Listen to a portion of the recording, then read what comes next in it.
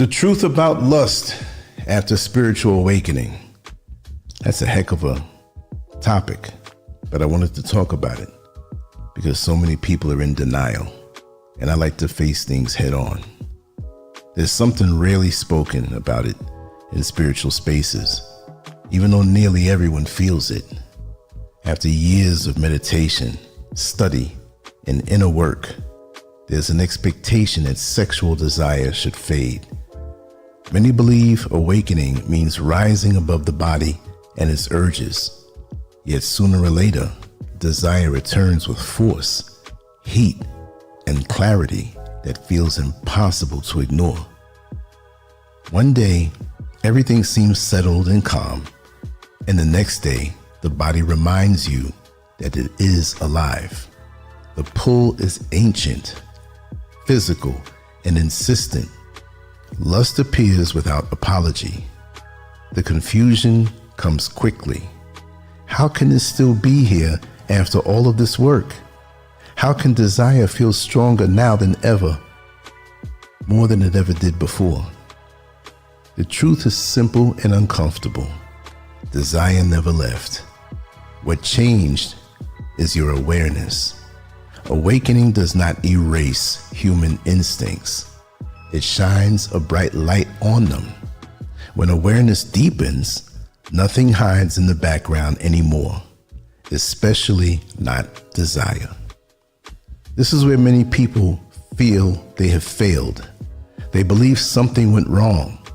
They assume awakening should make them calmer, more pure, and untouched by physical longing. Instead, they feel more sensitive, more alive, and more aware of everything moving inside of them. This experience is not a mistake. It's not regression. It's the natural result of being awake. Awareness does not numb life. It amplifies it. And that includes desire. Many people can't embrace that or even face that.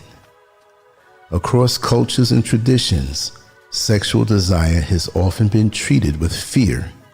Many spiritual paths place heavy focus on renouncing sex, as if it is more dangerous than any other pleasure. Food, music, beauty, and nature are rarely targeted the same way. Sex is singled out because it ties us deeply to the body, to flesh, and to mortality. The physical world changes and fades, bodies age, skin softens, strength weakens. Because of this impermanence, spirituality has often taught people to detach from the body in order to avoid pain. The fear is that attachment to what decays will lead to suffering. Yet sexuality cannot be removed. It is woven into existence itself. Each cell carries its imprint. Life continues because of it. When something so fundamental is labeled wrong or dirty, it does not disappear. It becomes forbidden, and forbidden things grow stronger in the dark. Repression does not remove desire. It magnifies it. This is why in sexually repressed societies, the people are off the chain. They hide it, but undercover is like a pressure cooker. What is denied sinks into the unconscious, gaining intensity and control. Over time, sexuality becomes loaded with guilt, fantasy, and obsession. The taboo feeds the fire. Many imagine awakening as a final breakthrough where desire simply falls away. The image is calm, detached, and perfect. But awakening does not subtract humanity. It sharpens it. Awareness turns up the lights and reveals everything that was already there. Before awakening, desire runs quietly in the background. Attraction happens automatically.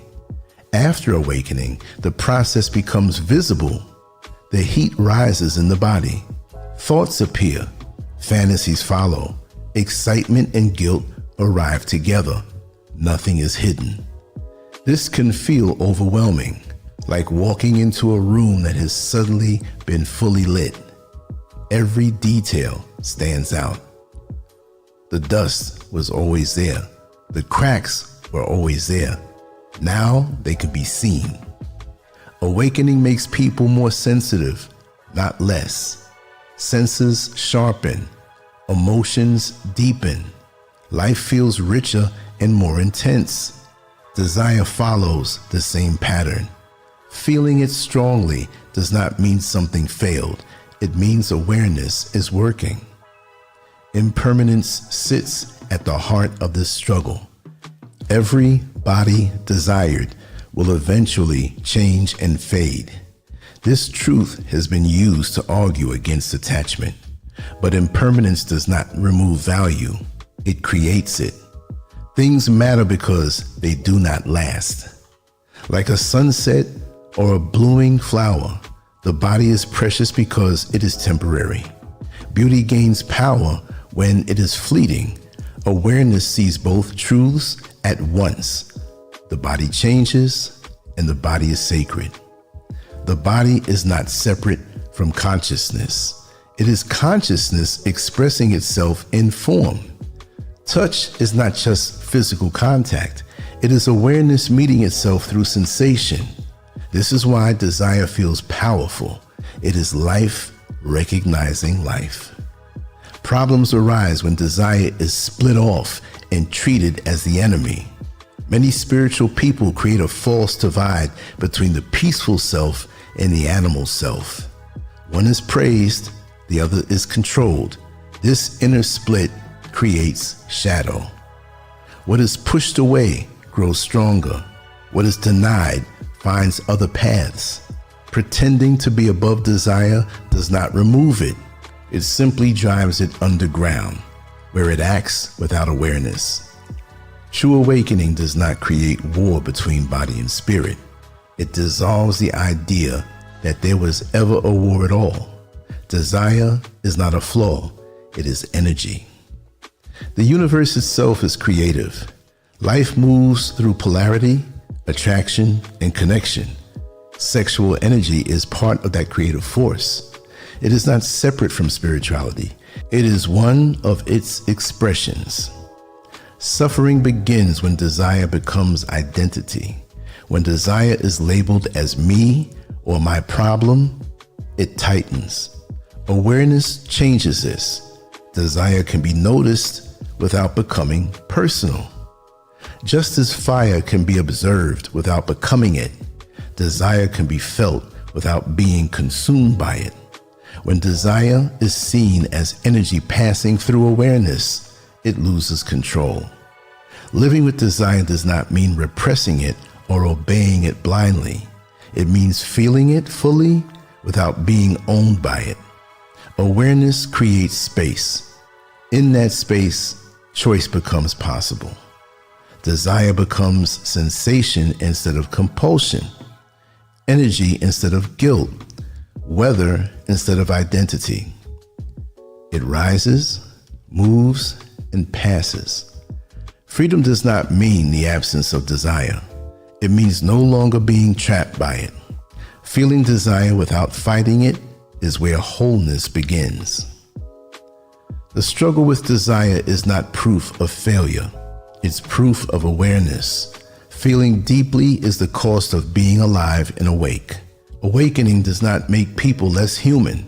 It makes them more human, more present, more sensitive, and more honest. The tension between awareness and desire is not something to escape. It is where growth happens. Wholeness lives in holding both. There is nothing to fix and nothing to conquer, only something to understand and accept fully. When the fight ends, peace appears, not by removing desire, but by allowing it to exist without control. Awakening does not erase humanity. It embraces it. I hope these words brought you some clarification. The bottom line is, we're human.